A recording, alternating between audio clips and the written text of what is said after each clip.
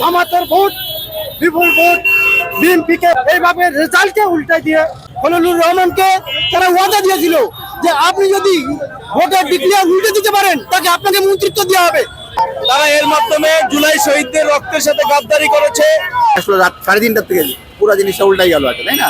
এত বড় বড় আসনে মাত্র 3000-4000 ভোটে। হাসানের এই কথার মধ্য দিয়ে এটাই প্রমাণিত হয়েছে যে এই সরকার ইলেকশন ইঞ্জিনিয়ারিং এর মাধ্যমে এসেছে এবং জামাত ইসলামকে যে বিজয় অর্জন করেছিল যে কটা আসনে তার 3 ভাগের 1 ভাগ দিয়ে বিরোধী দলে নেওয়া হয়েছে। এই ব্যাপারে আপনাদের প্রতিক্রিয়া কি? মানে আমরা খুবই একবারে হতচকিত, খুবই নিরাশ যে বাংলার মাটিতে আসলে এইরকমভাবে বিষয়টা ইঞ্জিনিয়ারিং হবে এবং স্বৈরাচারী কায়দায় মানে বিশ্বাসঘাতকতা করা হবে। মীর জাফরের চেয়েও যেন এটা বড় বিশ্বাসঘাতকতা করা, এটা আমরা খুবই বিস্মিত হয়েছি এবং আন্তরিকভাবে এবং সার্বিকভাবে আমরা খুবই মর্মাহত যে শুধুমাত্র জামাত ইসলাম না, শুধুমাত্র 11 দলের জোট না, এখানে সারা বাংলার 18 কোটি মানুষ পরাজিত হয়েছে। কারণ আপনি দেখেন খেয়াল করে যে হাঁ ভোট পেয়েছে 5 কোটি প্রায়, তাহলে 5 কোটি হাঁ ভোট যারা পেয়েছে তারাই সরকার গঠন করবে। তো এখানে ক্যালকুলেশনে দেখা যায় যে না ভোট পেয়েছে 2 কোটি প্লাস, এটা বিএনপির ভোট, এটা দেখাশোনা কথা। সবাই মিলে বিএনপি হিসাব করে তাদের ক্যাম্পেইন অনুসারে তারা না ভোটের পক্ষে ছিল, তারা না ভোটকে বিজয়ী করেছে। তার প্রমাণ এখন বর্তমানে যে তারা হাঁ ভোটের বিরুদ্ধে অবস্থান নিয়েছে, রিট করেছে যে হাঁ ভোট তারা চায় নাই। ইঞ্জিনিয়ারিং হয়েছে এটা তো আজকে বর্তমানে প্রমাণিত, তারা স্বীকার করা শুরু করেছে যে ইঞ্জিনিয়ারিং হয়েছে ভোট। ইঞ্জিনিয়ারিং করে ক্ষমতায় গিয়ে কি টিকা থাকা যায়? এটা সম্ভব না। বাংলার মানুষ আবার আন্দোলনে নামবে এবং এই সরকারের পতন ঘটাবে এবং আবার নতুন করে আবার একটা বিপ্লব হবে, এটা আমরা দেখতে পাচ্ছি।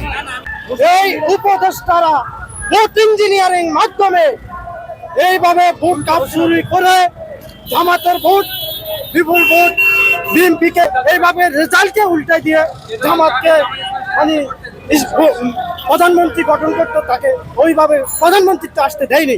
রেজওয়ানা সিদ্দিকী তো উনি নিজেই তার মুখেই প্রমাণ, উনি নিজে এবং খলিলুর রহমানকে তারা ওয়াদা দিয়েছিল যে আপনি যদি ভোটের ডিক্লেয়ার উল্টে দিতে পারেন তাকে আপনাকে মন্ত্রিত্ব দেওয়া হবে, তাই তাকে মন্ত্রিত্ব দেওয়া হয়েছে।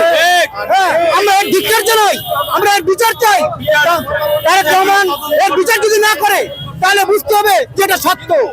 তত্ত্বাবধায়ক সরকারের যে সৈয়দ রেজওয়ানা চৌধুরী এবং খলিলুর রহমান সহ তারা এই ইলেকশন ইঞ্জিনিয়ারিং সাথে জড়িত ছিল এবং তার এই মুখ ফুসকে সত্য আর বের হয়ে গেছে। তারা এর মাধ্যমে জুলাই শহীদদের রক্তের সাথে গাদ্দারি করেছে এবং 18 কোটি মানুষের যে ভোটাধিকার তার সাথে তারা বেইমানি করছে।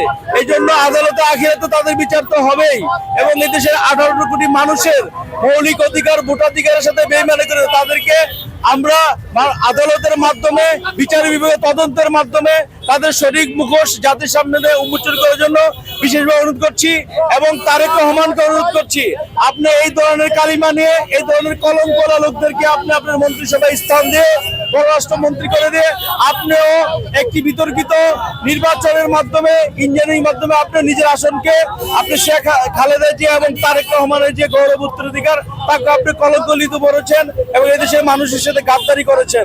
আমরা আশা করব আগামী দিনে জাতিকে নেতৃত্ব দেওয়ার জন্য বিরোধী দলগুলো সবাই ঐক্যবদ্ধ আছে, আপনি সঠিক পথে সঠিক লাইনে আসুন। সারা দেশবাসী এটা উপলব্ধি করছে। 9:30 10টা পর্যন্ত যখন ভালো রেজাল্ট আসতেছিল তখন বন্ধ হয়ে গেল, যখন 3-4 ঘন্টা 5 ঘন্টা পরে আবার যখন রেজাল্টটা আসলো রাত 3:30 থেকে পুরো জিনিসটা উল্টাই গেল, তাই না? এত বড় বড় আসনে মাত্র 3000-4000 ভোটের ব্যবধান হবে কেন, তাই না? বড় বড় আসনে যে লক্ষ লক্ষ ভোটের ব্যবধানে জেতার কথা, মাত্র 4000-5000 ভোট। তা মামুনুল্লাহ হকের মতন আসনে তাকে হারাই দেওয়া হলে এটা কোনো মানা যায়?